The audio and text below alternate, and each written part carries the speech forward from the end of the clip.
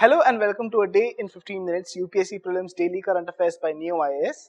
Today is 17th November 2019 and the topics for discussion are Wasteland Atlas 2019, World Congress on Rural and Agricultural Finances, CSE River Bridge, the Code on Wages 2019, Water Quality Report for State Capitals and Delhi, and finally Bharatiya Poshan Krishi Kosh.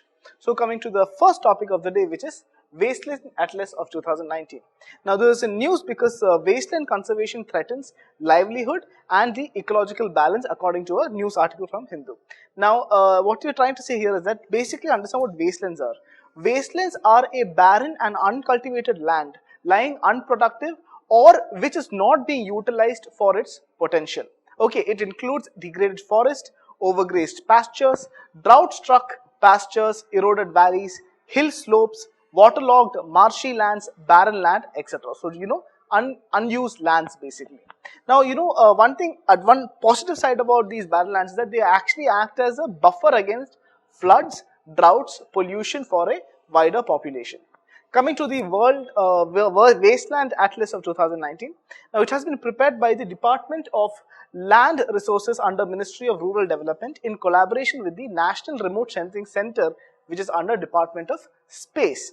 Now, it is the 5th edition of this atlas. Now, the first 4 editions were in 2000, 2005, 2010 and finally 2011. Now, this edition is significant as it takes into account, 8 mega hectares of unmapped areas of Jammu and Kashmir for the first time. Now, the new wasteland mapping exercise was carried out by NRSC using the Indian remote sensing satellite data. Now, coming to the few key findings that we're getting from the Wasteland Atlas of 2019, there is a reduction in the wasteland area which was observed in the categories of land with dense scrub, marshy land, sandy areas and degraded pastures. Now, the wastelands have undergone a positive change in the states of Rajasthan, Bihar, Uttar Pradesh, Andhra Pradesh, Mizoram, Madhya Pradesh, Jammu and Kashmir and West Bengal. An additional point with respect to India is that India is having 2.4% of total land area of the world, which is supporting 18% of the world's population. Coming to the next topic, which is World Congress on Rural and Agricultural Finances. This is in news because the 6th World Congress on Rural and Agricultural Finances has been held in New Delhi. Now, coming and talking about the Congress, it is co-hosted by NABARD and Asia Pacific Rural and Agricultural Credit Association and supported by Ministry of Agriculture and Farmer Welfare. Now, the theme for this time's Congress is the Rural and Agricultural Finance, Critical Input to Achieve Inclusive and Sustainable Development. It aims to bring member institutions and all interested development sector partners together to discuss the topics that define the future of the flow of finances to the rural and agricultural sector and to bring a powerful message to the worldwide policy-making community.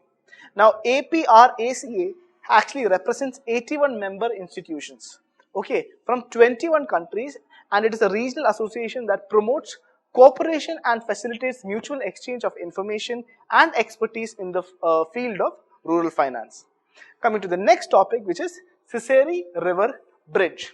Now, this is in news because the Defense Minister has recently inaugurated the CSE River Bridge, which is connecting Dibang Valley and Siang in Arunachal Pradesh. It was constructed by Project Brahmang of the Bodo Roads organization, and this bridge is also strategically important from a military point of view and will be a part of the Trans-Arunachal Highway.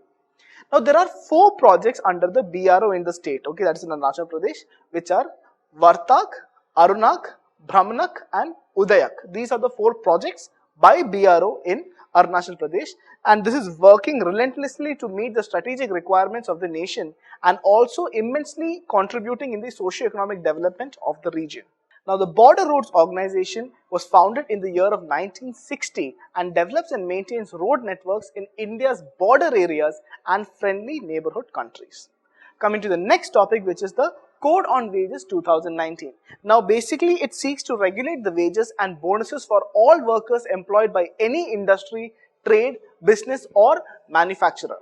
The code replaces basically 4 laws. Now, these are the Payment Wages Act of 1936, Minimum Wages Act of 1948, Payment of Bonus Act of 1965 and finally the Equal Remuneration Act of 1976. Now, the Code on Wages is one of the 4 codes that will subsume 44 labor laws with certain amendment to improve the ease of doing business and attract investment for spurring growth. Now, the 4 code will deal with wages, social security, industrial safety and welfare, and industrial relations. Okay. Now, it universalizes the provisions of minimum wages and timely payment of wages to all employees irrespective of sector and wage ceiling to seek to ensure right to sustenance for every worker, and intends to increase the legislative protection of minimum wage. Now, basically, it simplifies the methodology to fix minimum wage by doing away with the type of employment, category as one criteria, and now the minimum wage fixation would be primarily based on geography and skill. Now, it prohibits gender discrimination in matters related to wages and recruitment of employees of the same work or work of similar nature. Coming to the next topic, which is water quality report for state capitals and Delhi. Now, this is in news because the Union Minister of Consumer Affairs, Food and Public Distribution, Shri Ramvilas Paswan, has actually released the water quality report for state capitals and Delhi, and as an analysis by BIS. Okay. Now, talking about this, this is in line with the Jal Jeevan mission announced by the Prime Minister, which aims to provide tap water to all households by 2024. Now, the union government wants to make BIS standards mandatory for tap water so as to ensure quality drinking water for all households.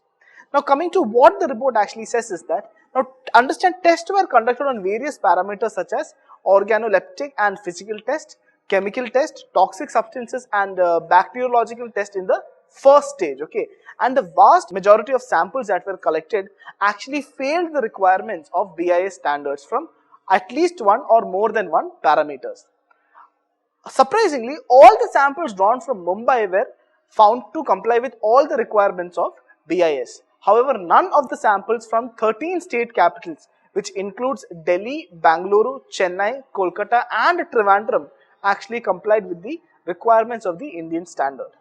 Now, coming and talking about the top ranked cities in water quality, we have Mumbai, Hyderabad, Bhubaneswar, Ranchi and Raipur. Okay. Now, coming to the next topic, which is Bharatiya Poshan Krishi Kosh. Now, basically, the Bharatiya Poshan Krishi Kosh is a repository for diverse crop across 128 agroclimatic zones in India for better nutritional outcomes. Alright, so that's all for today. For additional information, please visit our Current Affairs Plus webpage, which is at www.neoiascap.com. So, if you have any doubts or queries, you can write down in the comment section below. Bye and good night. Please like, share and subscribe to our channel for more videos. Follow our website neoiascap.com for detailed content and monthly prelims digest. Also join our current affairs exclusive test series through the website. And finally, participate in the daily current affairs prelims infotainment quiz at our Telegram channel Neo IAS Prelims at 9:30 p.m. every day.